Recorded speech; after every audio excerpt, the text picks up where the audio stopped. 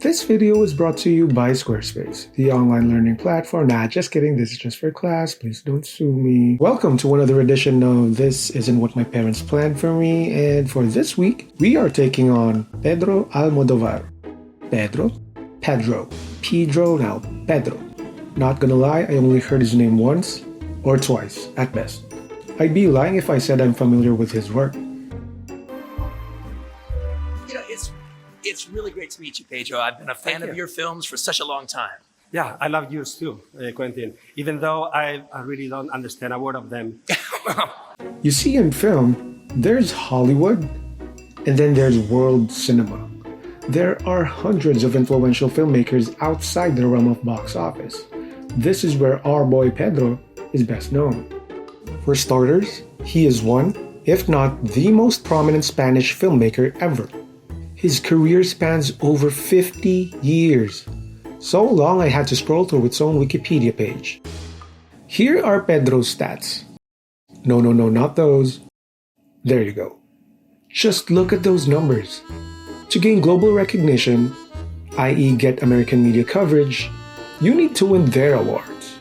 And Pedro is one of the few decorated European auteurs who have won both in the Academy and in Europe. And these are just the big awards. Now these are the ones that won't fit the screenshot on Wikipedia. Pedro has won 32% of his 204 nominations. That's pretty high.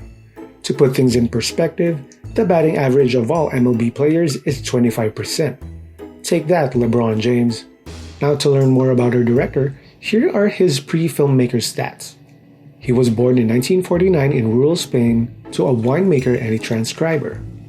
He has two sisters and a brother, who later became his producer.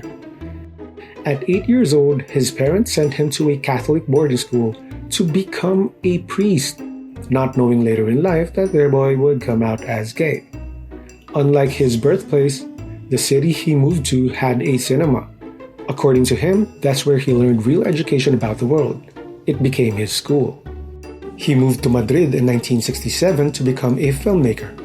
Now this information is crucial about Pedro because at this time, the dictator Francisco Franco was still the ruler. His 30-year reign was filled with violence, tyranny, and censorship.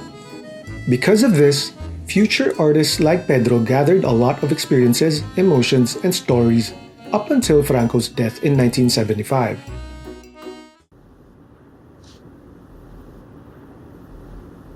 I was very risky because I did it in complete clandestinity under a Franco dictatorship. But the worst of that, it was the atmosphere. I mean, the atmosphere we breathe. I remember that I have a lot of nightmares. I mean, we were living under a kind of incredible fear. Spain started their transition to democracy, and for everyone else, especially the storytellers, no more censorship. They can be whoever they want, tell whatever story they've been meaning to tell. This created the cultural movement known as the Madrileña movement or La Movida Madrileña, and Pedro was one of its faces. Dès le début des années 80, la Movida est une explosion de liberté créative et hédoniste. Théâtre, musique, graphisme, mode, design, bar, vie nocturne, Madrid est alors le lieu de toutes les fêtes, de toutes les exubérances, de toutes les folies.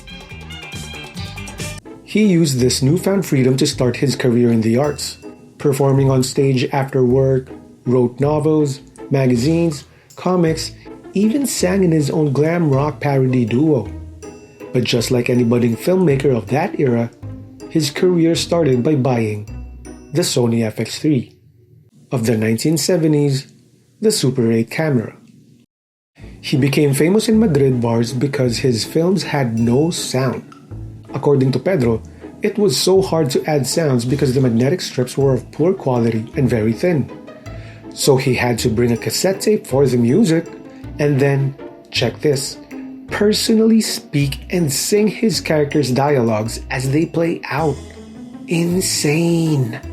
That's worse than presenting PowerPoint in an 8 a.m. class. Crazy, I know. To get into more detail, here are two of his films, All About My Mother and Strange Way of Life. These movies are 24 years apart, which is a great way of studying a filmmaker's growth. However, there are still lots of similarities between them regardless of gadget, time, and era. In terms of story, Pedro is well known for focusing on human emotions, especially those that couldn't be shared during their dictator's rule. His filmography has been very vocal of feminism, homosexuality, transsexualism, sacrilege, drug use, campiness, and most of all, subtext. In terms of theme, there is a lot of sexual explorations, including a famous golden shower scene. Please, if you don't know, just Google it yourselves, I don't want any trouble. Also, diminishing masculinity is a frequent occurrence in his work. In All About My Mother, every main and supporting character is female. Even the protagonist's father is a transsexual. Yo solo le veo como un hombre. Quiero subrayar la necesidad de paternidad, la necesidad de engendrar. Es algo animal y que va más allá de que Lola sea un travesti. Y para mí, esta paternidad, que puede parecer oblicua o problemática, no quiero decir antinatural, para mí es absolutamente natural. In Strange Way of Life, Pedro Pascal and Ethan Hawke are in love with each other. For me, it felt kind of nice to see the power in the story is held by people other than the stereotypical man. Entonces yo recuerdo mi primera y mi segunda infancia siempre rodeado de mujeres. Mujeres muy fuertes, mujeres de pueblo, rurales, pero que no tenían prejuicios. Y realmente yo creo que mi auténtica educación se la debo a ellas. In terms of style, he depended a lot on colors, and it's very evident in his costumes, set, and even makeup. Whenever he uses red, you better look because that's his signature cue. His universes are full of emotions. Thus, the use of colors is very important to implicitly and directly convey the character's message. The one difference that I saw in his technique was definitely the camera work. I think this is true for almost all filmmakers. I mean, the more movies they make, the longer they stay in the game, the better their cinematography becomes.